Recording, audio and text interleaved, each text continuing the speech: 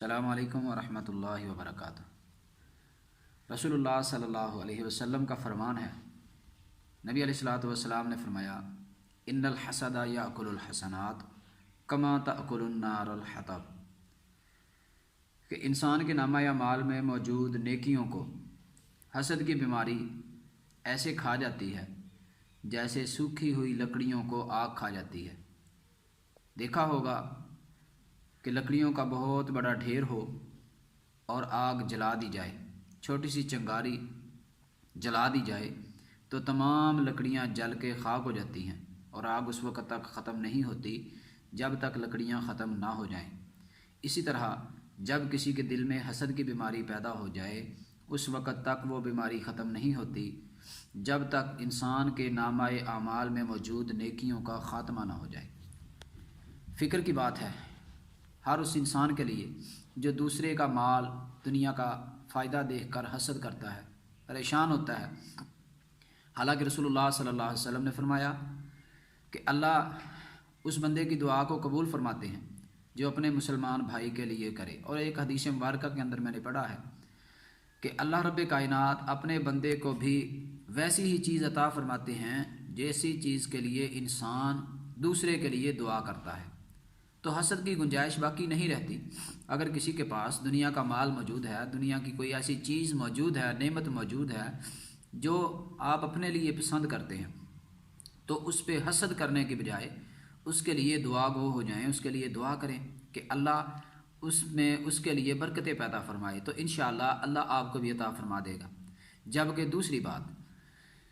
ایک حسد ہے لوگوں کا مال، دولت، بنگلہ، گاڑیاں دیکھ کر حسد کرنا۔ ایک حسد ہے کہ انسان کسی کے گھر کے اندر موجود خوشیوں کو دیکھ کے حسد کرے، پریشان ہو کہ فلاں گھر کا ماحول بڑا خوبصورت، بڑی پیار محبت، ایک دوسرے کا احترام موجود ہے، اور انسان اس پہ حسد کرنا شروع کر دے۔ میں سمجھتا ہوں کہ دنیا کا سب سے بڑا حسد یہ ہے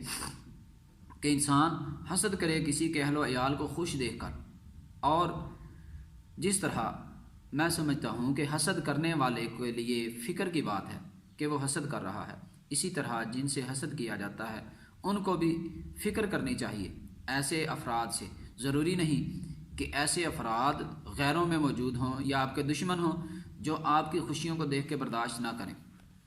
حسد آپ کے گھر میں موجود ہو سکتے ہیں، آپ کے رشتہ داروں میں موجود ہو سکتے ہیں۔ اس لیے اللہ رب کائنات نے قرآن کی آخری 2 سورتوں کو نازل فرمایا، قل اعوذ برب الفلق من شر ما خلق ومن شر غاسق اذا وقب ومن شر النفاثات في العقد ومن شر حاسد اذا حسد۔ اللہ کی پناہ مانگا کریں حاسدوں سے اور حسد سے۔ حسد کرنے والے اللہ سے استغفار کریں، توبہ کریں، اللہ سے اپنے اس گناہ پہ معافی مانگے کہ وہ حسد کرتے ہیں۔ جبکہ جن سے حسد کیا جاتا ہے، جو سمجھتے ہیں کہ ہمیں کسی حاسد کی نظر لگ گئی، کسی حاسد کے حسد کی بھینٹ چڑھ گئے، انہیں سوچنا چاہیے کہ ایسا کیا کام ہے، ایسے کون سے وہ افراد ہیں جو آپ کے گھر کی خوشیوں کو دیکھ کر برداشت نہیں کر سکے اور آپ کو اس مقام پہ پہنچا دیا کہ آپ کے گھر سے محبت کا خاتمہ ہو گیا، اختلافات بڑھ گئے۔ اللہ ہمیں حسد سے بچنے کی توفیق عطا فرمائے، اور اسی طرح اللہ ہمیں حاسدوں سے بھی بچنے کی توفیق عطا فرمائے۔